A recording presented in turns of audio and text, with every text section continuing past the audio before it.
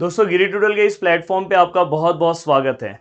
आज हम जो टॉपिक कवर करने जा रहे हैं उस टॉपिक का नाम है शब्द भेद। बच्चों के मन में बहुत बड़ा कंफ्यूजन बना रहता है कि सर ये इसका आंसर कैसे लिखे, क्योंकि ये जो टॉपिक है हमारे बेसिक क्लास से आता है कि छोटी क्लास से आपने जो जो चीज़ें पढ़ी है उसके अकॉर्डिंग ही रहता है। पर टेंशन मत लो, मैं यहाँ पे कुछ ट्रिक्स भी बताऊंगा और पूरा का पूरा रिवीजन करा दूंगा, जिससे इस टॉपिक के मार्क्स आपको पूरे के पूरे मिलेंगे।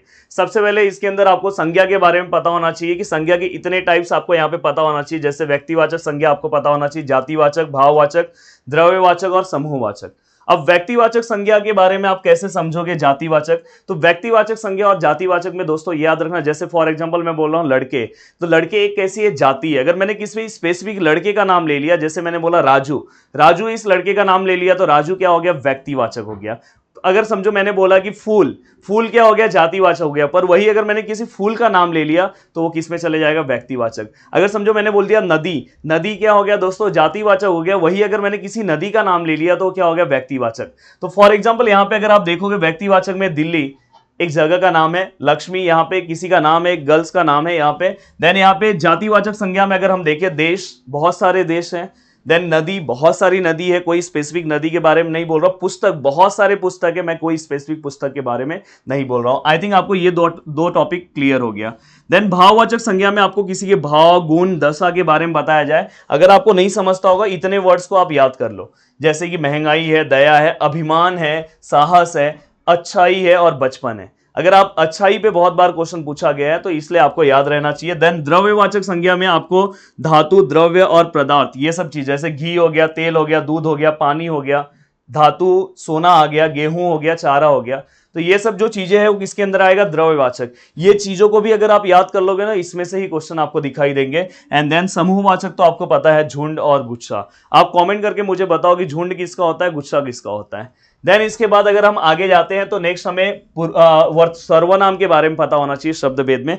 पर मेरा एक सजेशन है कि सर्वनाम के अंदर जो टाइप्स है उसके अंदर आप जाओ ही मत। आपको डायरेक्टली बस याद रखो पुरुषवाचक सर्वनाम, क्योंकि इस दुनिया में अगर दो लोग मिलते हैं तो वो हमेशा तीन चीजों के बारे में ही बात करते हैं। या तो वो अपनी चीजों को बताएंगे, या तो वो उसकी चीजों को सुनेंगे, मैं, या तो वो, अगर समझो सामने वाला है वो अपनी चीजों को बोलेगा, या तो हम किसी और के बारे में बात करेंगे, मैं या तो वे मतलब कि हम दोनों मिलकर किसी और के बारे में बात करेंगे। तो ऐसे अगर कोई भी वर्ड्स आए तो समझ जाना मैं, वह और वे। अगर ऐसे कोई भी वर्ड्स आया तो आप डायरेक्ट लिख सकते हो पुरुषवाचक सर्वनाम। तो दोस्तों यहाँ पे पुरुषवाचक सर्वनाम इसलिए मैंने यहाँ पे लिखा है, पर कुछ और टाइप्स लिख दिया कि कुछ टॉपर्स हैं जिनका एक भी मार्क्स नहीं जाना चाहिए उनके लिए।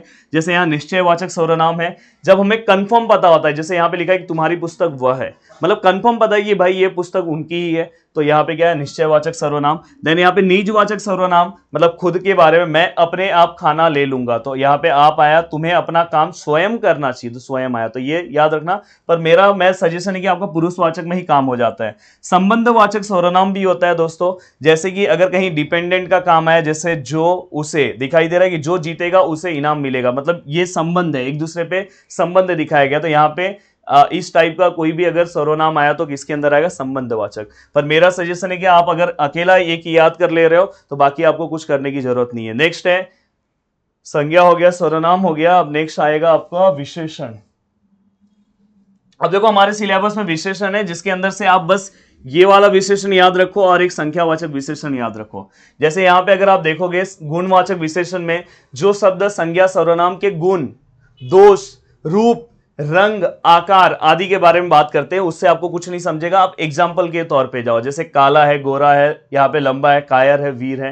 अगर इस तरह से एग्जाम्पल्स अगर आ रहे हैं तो समझ जाना कि ये किसके हैं? गुणवाचक के हैं। अब दोस्तों यहाँ पे मैं कोई भी आपको संज्ञा का डेफिनेशन नहीं लिख रहा हूँ, विशेषण का डेफिनेशन नहीं लिख रहा हूँ, क्योंकि मुझे पता है कि एग्जाम में क्वेश्चन कैसे आ रहे हैं, वैसे ही आपको एक्सप्लेन कर रहा हूँ जिससे आप कोई भी क्वेश्चन को सॉल्व कर सकते हो।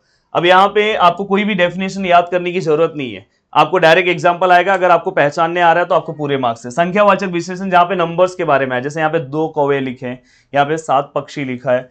देन यहाँ पे परिणामवाचक विशेषण में क्या रहेगा? जहां पे मात्रा के बारे में बोला गया रहेगा, जैसे यहाँ पे बोला है कि डिब्बे में 1 किलो दाल है, तो 1 किलो क्या हो जाएगा? यहाँ पे आपका क्या आएगा? परिणामवाचक विशेषण।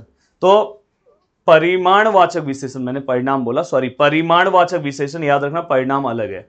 तो परिमाणवाचक विशेषण इस तरह से आप अगर करोगे तो आपका ये पूरा का पूरा टॉपिक कवर हो जाएगा। अब यहां पे मैं कुछ एग्जांपल्स प्रैक्टिस के लिए लिया हूं आपके। देखो यहाँ पे वह चुपचाप बैठा है, आप डायरेक्ट बता सकते हो वह। मैंने आपको थोड़ी देर पहले ही बोला था वह क्या आएगा दोस्तों, वह यहाँ पे वह क्या आएगा, पुरुषवाचक सर्वनाम। मैंने बोला अगर पुरुषवाचक आपने कर लिया ना, आपका काम हो गया। देन इसके बाद राजू अच्छा लड़का है, राजू क्या है बताओ, राजू किसी लड़के का नाम है, स्पेसिफिक लड़के का नाम है, इसलिए क्या आएगा, व्यक्तिवाचक संज्ञा। देन इसके बाद याद आते हैं वे बचपन के हसीन दिन। हसीन ये जो वर्ड है इसका मैंने प्रैक्टिस ऑलरेडी आपसे ले लिया था, ये है गुणवाचक विशेषण, याद रखना। ऐसे ही कुछ जो वर्ड्स है उसका आपको प्रैक्टिस कर लेना है, दिमाग पे बिठा लेना है। देन इसके बाद वह नाराज है, तो यहाँ पे वह क्या आएगा दोस्तों, आप इसका आंसर मुझे कमेंट करके बताओगे। उम्मीद है कि मैंने बहुत अच्छे से आपको ये टॉपिक भी कंप्लीट करा दिया और आपको ये टॉपिक भी बहुत अच्छे से आ गया। वीडियो को देखने के लिए दिल से थैंक यू सो मच दोस्तों, मिलते हैं नेक्स्ट लेक्चर में। जय हिंद दोस्तों।